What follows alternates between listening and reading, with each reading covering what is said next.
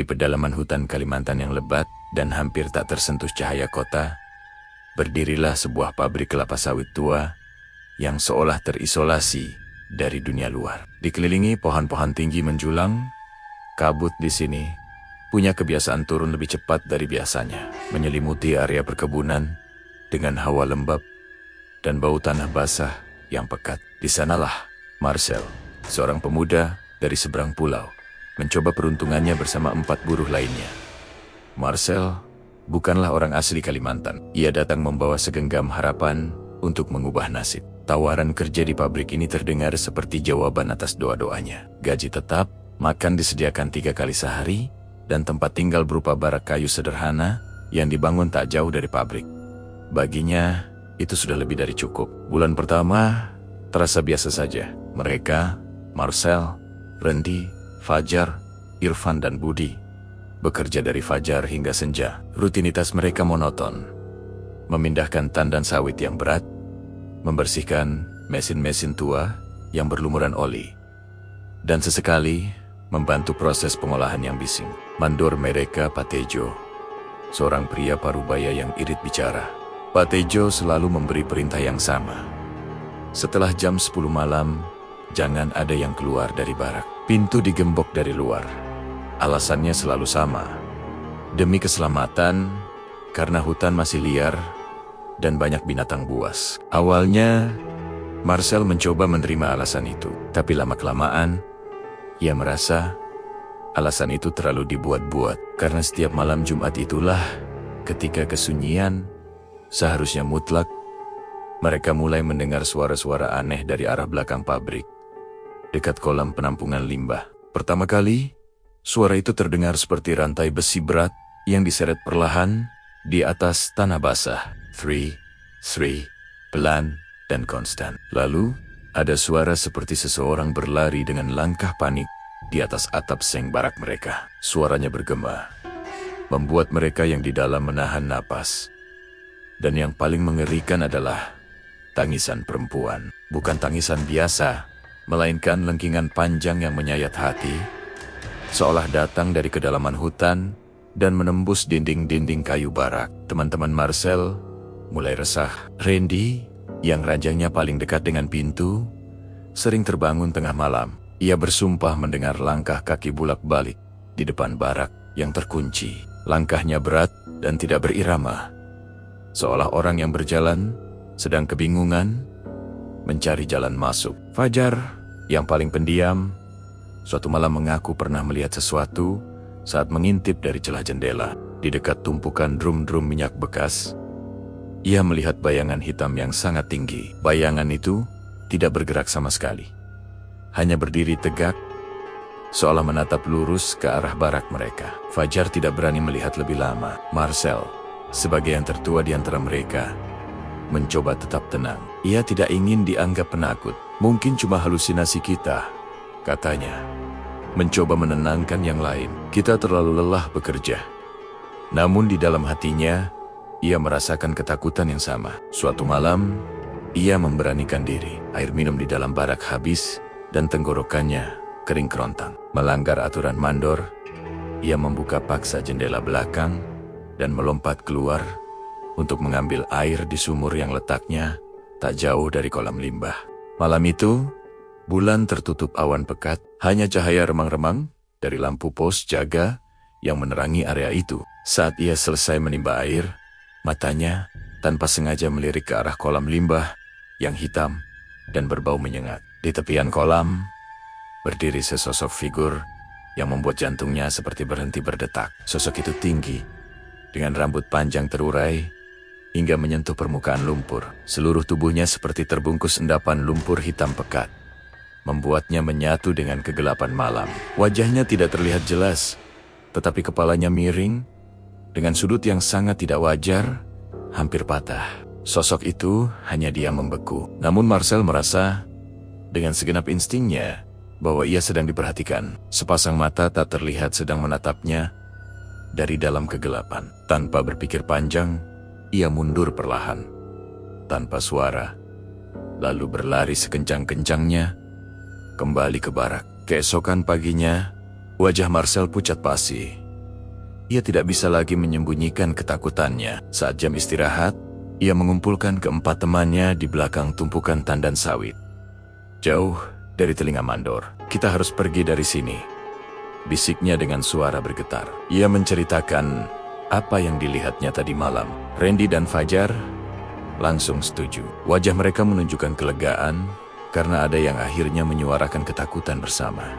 Irfan dan Budi awalnya ragu, khawatir tidak akan dibayar. Tapi setelah Marcel meyakinkan bahwa keselamatan mereka jauh lebih penting daripada uang, mereka pun sepakat. Tempat ini bukan sekadar pabrik, kata Marcel. Ada sesuatu yang menjaganya. Sesuatu yang tidak ingin kita ada di sini, tapi juga tidak ingin kita pergi. Mereka merencanakan pelarian dengan sangat hati-hati. Mereka memilih malam Rabu, malam biasa, agar tidak menimbulkan kecurigaan. Rencana mereka sederhana. Menunggu sampai lampu pos jaga padam sekitar tengah malam, lalu menyelinap keluar melalui jendela belakang barak yang sama dengan yang digunakan Marcel. Mereka akan mengikuti jalan tanah yang biasa dilalui truk pengangkut sawit. Jalan itu seharusnya membawa mereka ke jalan utama, meskipun jaraknya puluhan kilometer. Malam pelarian pun tiba. Jantung mereka berdebar kencang. Sekitar pukul 1 dini hari, ketika semua benar-benar sunyi, Marcel memberi isyarat. Satu persatu, mereka melompat keluar jendela, mendarat di tanah lembab dengan suara pelan. Mereka hanya membawa senter kecil dan beberapa botol air minum. Hutan menyambut mereka dengan kesunyian yang ganjil. Terlalu sunyi. Tidak ada suara jangkrik. Tidak ada sahutan burung malam. Hanya suara langkah kaki mereka sendiri dan deru napas yang memburu. Kabut turun dengan cepat, lebih tebal dari biasanya, membatasi jarak pandang hanya beberapa meter di depan. Marcel berjalan paling depan, memegang senter dengan tangan gemetar. Ia berusaha keras mengingat setiap kalokan jalan tanah yang pernah ia lalui di atas truk. Namun semakin jauh mereka melangkah, jalanan terasa semakin asing. Pohon-pohon di kiri dan kanan tampak sama persis, seolah mereka hanya berjalan berputar-putar. Jalan setapak yang seharusnya jelas kini tertutup lapisan daun tebal, seolah hutan sengaja menyembunyikan jalan keluar. Tiba-tiba, Randy yang berjalan di belakang mencengkeram bahu Marcel dan berteriak pelan. Lihat, tunjuknya ke samping. Di antara pepohonan, sorot senter mereka menangkap kilasan bayangan hitam yang melintas dengan cepat. Bayangan itu sangat tinggi dan kurus, bergerak tanpa menimbulkan suara sedikit pun. Mereka semua terdiam, bulu kuduk meremang. Mereka mempercepat langkah, dari berjalan cepat menjadi setengah berlari. Napas semakin berat, dan udara dingin terasa menusuk paru-paru. Lalu, dari kejauhan, terdengar sebuah suara. Tok, tok, tok. Bunyinya pelan, namun teratur, seperti suara kentongan dari sebuah pos ronda. Harapan seketika muncul di hati mereka. Itu pasti suara dari kampung terdekat, seru Budi dengan napas terengah-engah. Dengan sisa tenaga yang ada, mereka berlari mengikuti arah suara itu, menembus kabut tebal yang terasa semakin dingin. Namun, semakin dekat mereka dengan sumber suara, bunyinya terasa semakin aneh. Bukan lagi seperti pukulan kayu pada bambu. Suaranya lebih tajam, lebih berat, seperti suara tulang yang dipukulkan ke benda keras. Dan di tengah kabut yang sedikit menipis, mereka melihatnya. Di sebuah tanah lapang kecil, 5 sosok berdiri berjajar, membelakangi mereka. Tubuh mereka kurus dan sangat tinggi. Pakaian yang mereka kenakan sama persis seperti seragam buruh pabrik sawit. Kelima sosok itu lalu berbalik secara serempak, seolah sudah tahu kedatangan mereka. Wajah mereka pucat seperti mayat, dengan mata yang hitam legam tanpa cahaya, yang membuat Marcel dan teman-temannya gemetar hebat. Wajah kelima sosok itu adalah duplikat dari wajah mereka sendiri. Sosok paling depan, yang wajahnya sama persis dengan Marcel, tersenyum perlahan. Senyumnya terlalu lebar, tidak wajar, seolah kulit wajahnya ditarik paksa hingga ke telinga. Fajar menjerit dan terjatuh ke tanah. Tapi ia tidak bisa bangkit. Tanah di bawahnya terasa seperti lumpur hidup yang perlahan-lahan menarik kakinya masuk. Randy mencoba menolong, tapi tangannya terasa sangat berat seolah diikat oleh rantai tak terlihat. Kepanikan meledak. Berpingkah, lari, teriaki Marcel. Ia berlari tanpa arah, menabrak apapun yang ada di depannya. Cabang-cabang pohon mencambuk wajah dan lengannya, meninggalkan goresan perih. Ia bisa mendengar suara tawa pelan di belakangnya. Tawa yang menggema di seluruh hutan. Ia merasa ada sesuatu yang mengikutinya. Tepat di belakang punggungnya.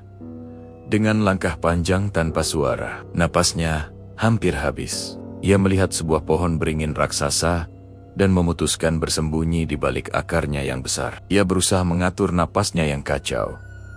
Jantungnya berdebar seperti akan meledak. Hutan kembali sunyi senyap. Terlalu sunyi. Lalu, dari balik kegelapan di depannya, ia mendengar sebuah suara memanggil namanya. Suara yang sangat ia kenal. Marcel. Itu adalah suaranya sendiri. Ia menoleh perlahan, dengan rasa takut yang luar biasa. Di hadapannya, berdiri sosok yang sama persis dengan dirinya. Wajahnya pucat pasi, matanya kosong dan hitam. Seluruh tubuhnya basah kuyup oleh lumpur hitam yang berbau busuk. Sosok itu membuka mulutnya, dan dengan suara yang berat dan bergema, ia berkata, "Kau tidak diizinkan pergi." Marcel memejamkan mata dan berteriak sekeras-kerasnya. Ia bangkit dan berlari lagi. Kali ini tanpa pernah menoleh ke belakang. Ia tidak tahu sudah berapa lama ia berlari. Pikirannya kosong. Tubuhnya bergerak hanya karena insting untuk bertahan hidup. Hingga akhirnya, tenaganya benar-benar habis, tubuhnya lemas, dan pandangannya perlahan menjadi gelap. Saat ia terbangun, matahari sudah tinggi di langit. Sinar hangatnya menembus dedaunan. Ia mendapati dirinya terbaring di tepi perkebunan sawit. Tidak jauh dari barak. Seluruh tubuhnya penuh lumpur dan goresan-goresan dalam. Ia sendirian. 4 temannya, Rendi, Fajar, Irfan, dan Budi, tidak ada dimanapun. Pak Tejo dan beberapa pekerja lain menemukannya dalam keadaan linglung. Ketika ditanya apa yang terjadi, kemana Montemonia pergi, Marcel hanya menatap kosong ke arah hutan. Dengan suara lirih, ia menjawab, "Kami tidak tersesat. Kami dipanggil." Beberapa hari kemudian, Marcel dipulangkan ke kampung halamannya. Pihak pabrik menyebut ia mengalami gangguan jiwa berat akibat tekanan pekerjaan. Ia tidak pernah bisa menceritakan dengan jelas apa yang terjadi malam itu. Ingatannya kabur, terpotong-potong oleh bayangan-bayangan mengerikan. Namun, cerita di pabrik itu tidak berhenti sampai di sana. Para pekerja yang masih tinggal di barak mengaku, setiap malam Jumat, ketika mesin-mesin pabrik berhenti dan kabut turun, mereka sering melihat 5 sosok buruh berjalan perlahan di sekitar kolam limbah. Mereka hanya berdiri berjajar dalam diam, menatap kosong ke arah hutan yang gelap. Kata mereka, salah satu dari 5 sosok itu memiliki perawakan yang sangat mirip dengan Marcel. Padahal, Marcel yang asli sudah berada ratusan kilometer jauhnya dari Kalimantan. Konon katanya, hutan di sekitar perkebunan itu memiliki penjaga lama, penunggu yang tidak suka wilayahnya diganggu. Setiap orang yang mencoba kabur dari sana tanpa izin, tubuhnya mungkin bisa kembali, tetapi jiwanya akan tertinggal selamanya, terperangkap di dalam kabut sebagai bayangan pengganti. Sampai hari ini, pabrik itu masih beroperasi, dan setiap malam Jumat, mesin-mesinnya masih berhenti lebih cepat dari biasanya, menyerahkan malam pada kesunyian dan apapun yang bersembunyi di dalamnya. Jika kamu berada di posisi Marcel, apakah kamu akan tetap mencoba kabur dari tempat terkutuk itu? Atau memilih bertahan? Meski tahu, ada sesuatu yang mengawasi setiap langkahmu di tengah hutan Kalimantan. Tulis pendapatmu di kolom komentar. Terima kasih sudah menyimak. Jangan lupa subscribe channel ini agar tidak ketinggalan kisah mencekam berikutnya. Sampai jumpa.